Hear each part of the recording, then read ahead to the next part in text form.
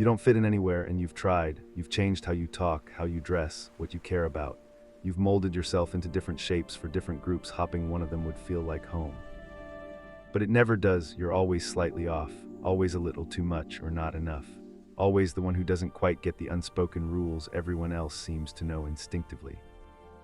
And people notice, they ask why you're so quiet in groups, why you don't come to things, why you seem disconnected even when you're standing right there.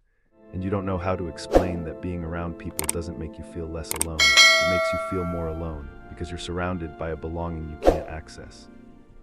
Jung understood this. He saw that some people aren't wired to fit into the collective, not because they're broken or damaged or socially deficient, but because they're in the process of becoming something the collective doesn't have space for. He called it individuation, the process of becoming who you actually are instead of who you're supposed to be. And individuation, by its nature, is a separation from the crowd, from the consensus, from the comfort of belonging to something larger than yourself. This isn't about loneliness as a problem to solve. It's about understanding that for some people, not belonging anywhere isn't a failure, it's a stage. A necessary isolation that happens when you're building an identity that doesn't fit into pre-existing categories. This is about why you don't belong anywhere, what it costs you, and why going back to fitting in isn't possible even if you wanted to. Let's start with what this actually is, because most people hear "I don't belong anywhere" and think it's about not having friends, about being socially awkward or shy or unlikable, but that's not what this is. You can have people in your life and still not belong. You can have friends, family, a partner, a community, and still feel like you're performing a role instead of existing as yourself. Not belonging is the feeling that no matter where you are, you're slightly outside of it. You're in the room but not of the room. You're part of the conversation but not connected to it. You're participating but it doesn't touch you. It's watching people bond over things that don't interest you and knowing that if you're honest about that, you'll be the problem. It's nodding along to conversations you don't care about because saying what you actually think would create distance. It's the exhaustion of constant translation, of taking who you are and filtering it through what's acceptable, of managing how much of yourself you show so you don't make people uncomfortable. Here's what makes it worse. You can see that other people don't do this. They just exist. They say what they think. They're interested in what they're interested in, and it's fine. They fit, they belong, and you don't understand why the same naturalness doesn't work for you. Jung would say it's because you're in a different psychological process than most people. Most people build their identity by belonging. They figure out who they are by seeing themselves reflected in the group. They define themselves through membership. But some people can't do that, not because they're antisocial, but because the person they're becoming doesn't exist yet in the collective. There's no group for it, no category, no ready-made identity they can step into. So they're in this strange in-between space, not belonging to what they left, not yet belonging to what they're becoming, just alone in the space between. And that space is where individuation happens. That space is where you stop being a reflection of others and start being yourself. But it doesn't feel like growth, it feels like exile. So why does this happen to some people and not others?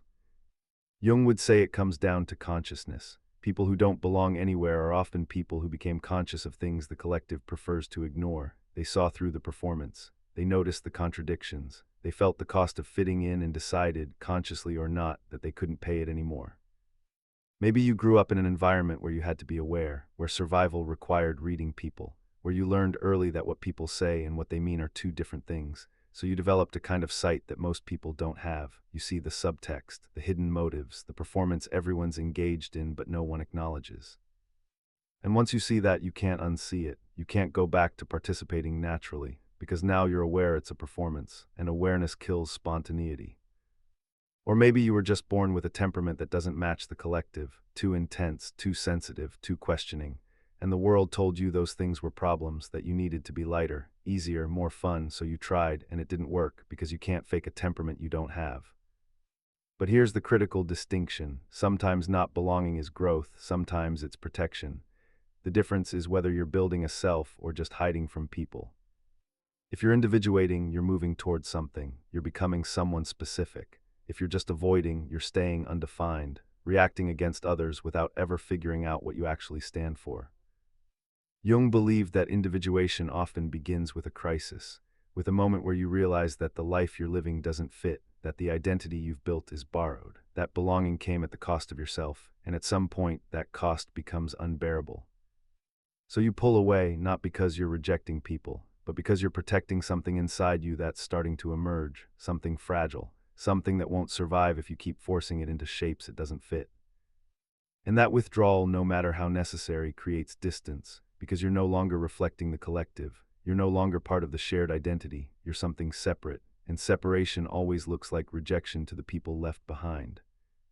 Let's talk about what this costs you. First, it costs you belonging itself, and that's not a small thing. Humans are wired for connection, for the feeling of being part of something larger.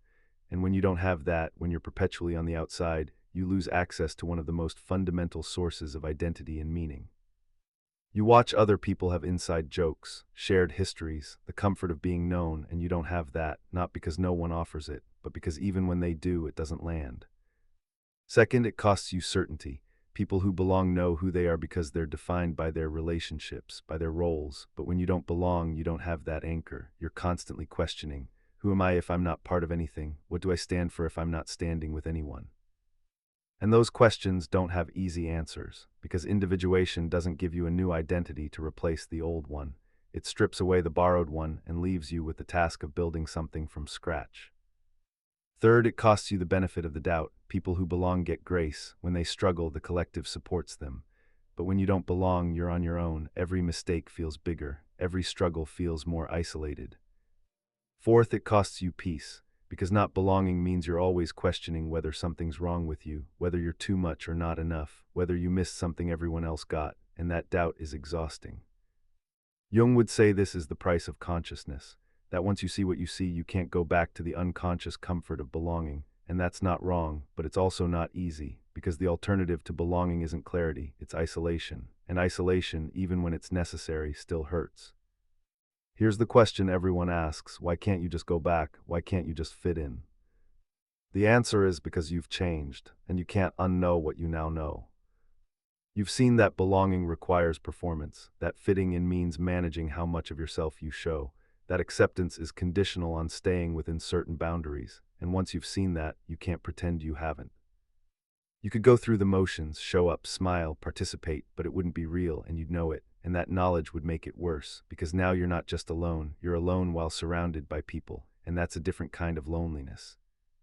Jung talked about the difference between connection and belonging. Connection is real. It's what happens when two people see each other clearly and choose to be present anyway, but belonging is often conditional. It's what happens when you fit the role, play the part, meet the expectations. And for people in the process of individuation, that trade doesn't work anymore. They'd rather be alone and real than connected and performing. Here's the other reason you can't go back. You've outgrown it, not in a superior way, but in a developmental way. You've moved into a different psychological space, and trying to go back would be like trying to fit into clothes you wore as a child. They don't fit, not because there's something wrong with the clothes, but because you're not that size anymore. And this is where it gets painful, because the people you left behind often take it personally. They think you're rejecting them, that you think you're too good for them. But that's not what's happening. You're not rejecting them. You're just becoming someone who can't exist in the same spaces anymore. And that's not their fault, and it's not your fault. It's just what happens when one person individuates and the other doesn't. Jung would look at the person who doesn't belong anywhere and see shadow material, the parts you don't want to admit. For the outsider, the shadow holds superiority. You don't want to admit it, but part of you does think you're different in a way that matters, that you see things other people don't see, that you're more aware, more conscious. And maybe that's true, but it's also arrogant, and the arrogance keeps you isolated in ways you don't acknowledge, because when you're convinced that no one understands you, you stop trying to be understood. When you believe you're operating on a different level, you stop meeting people where they are. Here's what matters: being different doesn't make you better. It just makes you responsible for your own life, and that responsibility is heavier than belonging ever was. The shadow also holds your longing. You tell yourself you don't need belonging, that you're fine alone, that individuation is worth the isolation. But underneath that, you're lonely and you're sad, and you wish desperately that you could find your people, that someone somewhere would see you and say, "Me too." But admitting that longing feels like weakness, like proof that you're not as evolved as you think you are, so you bury it, and it leaks out as bitterness, as judgment of people who do belong, as contempt for people who seem happy in spaces you've outgrown. Jung would also say that the outsider's shadow holds fear Fear that maybe you're not on some profound journey of individuation. Maybe you're just bad at relationships. Maybe you're just difficult. Maybe the reason you don't belong is because there actually is something wrong with you and you're using Jung's language to avoid facing it. And that fear is valid, because sometimes the line between individuation and dysfunction is blurry. Here's how you know the difference. If you're individuating, you're building something, you're becoming someone, you're developing a self that's distinct and coherent in yours. But if you're avoiding, you're just reacting, defining yourself in opposition to others without ever figuring out what you actually stand for. Individuation is generative, avoidance is just isolation with a philosophy attached. Here's something no one talks about. The people who belong easily aren't necessarily less conscious than you, they're just playing a different game. They've figured out how to maintain connection without losing themselves, how to be part of things without being consumed by them. And maybe that's a skill you haven't developed yet. Maybe you're so afraid of being absorbed that you've made belonging itself the enemy. Maybe you've conflated fitting in with self-betrayal, and now you can't do one without feeling like you're losing the other. Jung would say that healthy individuation doesn't mean permanent isolation. It means becoming solid enough in yourself that connection doesn't threaten your identity. It means differentiating so clearly that you can be part of something without disappearing into it. But you're not there yet. You're still in the phase where separation is necessary, where distance is how you protect what's emerging, and that's okay. That's part of the process. Right now, you don't belong anywhere because you're building the self that will eventually belong somewhere. Somewhere that doesn't exist yet, somewhere you'll have to create, either alone or with a few other people who have gone through the same process. Jung called these people the twice-born, the ones who died to their old identity and built a new one from scratch, and the twice-born recognize each other, not through shared interests or shared values, but through shared process, through the recognition of someone else who's been alone in the same way. And when you find those people, if you find them, the belonging you've been missing finally makes sense, because it's not based on fitting in, it's based on having traveled the same internal distance. So what do you do in the meantime, while you're in this space of not belonging? First, stop trying to force it. Stop going to things you don't want to go to. Stop maintaining relationships that feel like work. The energy you're spending trying to belong in places you don't fit is energy you could be using to build a life that actually fits you. Second, get comfortable with being misunderstood. People are going to think you're cold, distant, difficult, and you're going to want to explain yourself, to justify why you are the way you are, but you don't owe anyone that explanation. Jung would say that part of individuation is accepting that most people won't understand you, not because they're stupid or shallow, but because they're in a different psychological place, and expecting them to understand would be like expecting someone who's never traveled to understand what it's like to be in a foreign country. Third, document the process. Write, record, create, not for an audience, for yourself, because individuation is disorienting. And when you're in it, it's hard to see that you're moving. It just feels like you're stuck, but if you document it, you'll be able to look back and see the distance you've traveled. I kept journals through my 20s that I couldn't read for years, too raw, too confused. But when I finally went back to them, I saw the pattern I couldn't see while I was living it. The steady separation from spaces that didn't fit, the slow construction of something that did, and that perspective changed everything. It turned chaos into process. Fourth, find your people, but don't force it. The mistake most people make is thinking they need to find their tribe immediately, so they put pressure on every new person they meet, every group they encounter, looking at them through the lens of, is this it? Is this where I belong? And that desperation repels connection. Instead, focus on building a life you don't need to escape from, and the people who belong in that life will show up, not because you went looking for them, but because you became the kind of person they were looking for too. Fifth, understand that this phase doesn't last forever. You won't feel like an outsider for the rest of your life, not because you'll eventually fit in, but because you'll eventually stop needing to. You'll build an identity so solid that belonging becomes optional instead of necessary. Here's what Jung understood that most people miss. Individuation isn't about becoming special. It's about becoming specific. It's not about being better than others. It's about being different from others in a way that's undeniable, in a way that can't be hidden or diluted or made palatable. And that specificity is threatening, because the collective thrives on similarity, on shared norms, on people who fit into recognizable categories. And when someone doesn't, when someone is irreducibly themselves, it challenges the entire structure.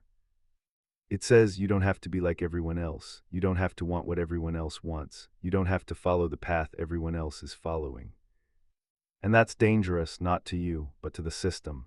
Because if enough people individuate, if enough people become specific instead of generic, the collective loses its power. So the collective pushes back. It makes you feel wrong for not belonging. It frames your differentiation as a defect. It tells you that something's wrong with you instead of acknowledging that you've just outgrown the container. But Jung would say that's the cost, that's the price of becoming yourself, and it's worth it, not because it leads to happiness, but because it leads to realness. And realness, even when it's painful, is better than the comfortable numbness of living someone else's life. Most people will live their entire lives fitting in, and they'll die never knowing who they could have been if they'd been willing to not belong. But you know, and you can't unknow it, and that knowing is what makes you lonely, but it's also what makes you real. Here's what Jung understood that changes everything. You don't belong anywhere because you're not supposed to, not yet, maybe not ever. Individuation isn't a journey toward belonging, it's a journey toward self, and self, by definition, is singular. It's the part of you that can't be reduced to membership, that can't be explained by roles or relationships or group identity. And that self is lonely, not because it's isolated, but because it's unrepeatable. There's only one you, and no matter how deeply you connect with others, no matter how much you're seen and understood, there will always be a part of you that stands alone. That's not a problem to solve, that's the human condition, and most people spend their lives trying to escape it through belonging, through merging with others, through losing themselves in something larger. But you can't do that anymore, because you've seen what that costs, and you've decided the cost is too high. So you're alone, and you'll probably be alone for a while longer, maybe forever in some ways. But that aloneness isn't emptiness, it's space, space to become, space to build, space to figure out who you are when no one's watching, when no one's shaping you, when no one's expecting anything. And that space, as lonely as it is sacred, because it's where you become real, not the version of you that fits, but the version of you that exists, undeniable, unfiltered, whole. Jung believed that most people die without ever meeting themselves. They live their entire lives as reflections of others, and they never get to experience what it's like to be truly, terrifyingly, beautifully themselves. But you will, or you already have, and that's why you don't belong anywhere. Not because you're broken, but because you're becoming. You don't fit in anywhere, and you've tried everything to change that. But Jung understood what you're starting to see. That not belonging isn't the problem, it's the process. It's what happens when you become too specific to fit into something general, too real to play a role. And that loneliness you feel, that's not isolation, that's individuation. That's your psyche protecting what's emerging by keeping you separate from what would erase it. You don't belong anywhere because the place you belong doesn't exist yet, and the only way it comes into existence is if you build it. And building it means staying alone long enough to know who you are without anyone telling you. Most people will never do that. They'll spend their entire lives fitting in, finding comfort in being part of something, and there's nothing wrong with that. It's a valid way to live. But it's not your way, not anymore. And the loneliness you feel right now, the isolation that makes you wonder if something's wrong with you, that's not evidence of failure. That's evidence that you're becoming someone the world hasn't seen yet. Someone who doesn't fit because they weren't made to. Someone who stands alone not because they're broken, but because they're whole.